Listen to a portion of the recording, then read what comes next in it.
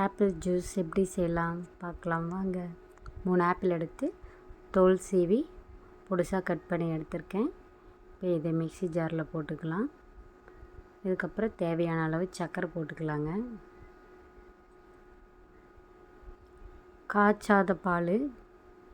காய்ச்சாத திக்கான பால் 1 கிளாஸ் ஊற்றிருக்கேன்.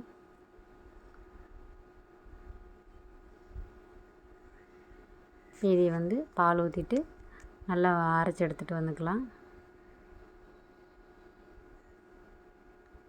இப்போ இந்த ஸ்டேஜில் தண்ணி எதுவும் மிக்ஸ் பண்ணக்கூடாது. நல்லா ஆப்பிள் நிறைய தண்ணியோ பால் ஆல்ரெடி 1 கிளாஸ் ஊற்றிருக்கோம். தண்ணி ஊற்றினோம்னா அரைப்படாது. அதனால் நல்லா அரைப்பட்டதுக்கப்புறமா 1 கிளாஸ் கூலிங் வாட்டர் ஊற்றிக்கலாம். கூலிங் வாட்டர் ஊற்றிட்டு 2 சுற்று அவ்வளோதாங்க, ஆஃப் பண்ணிக்கலாம்.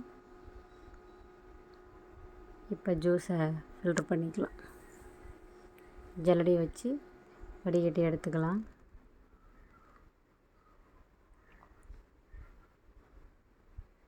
அவ்வளோதாங்க, ஈஸியான ஆப்பிள் ஜூஸ் ரெடி. நீங்களும் இந்த மாதிரி செஞ்சு பாருங்கள். செஞ்சு பார்த்து கமெண்ட் பண்ணுங்கள். நம்ம சேனல் பிடிச்சிருந்தா லைக் பண்ணுங்கள், ஷேர் பண்ணுங்கள். சேனலை சப்ஸ்கிரைப் பண்ண மறந்துடாதீங்க.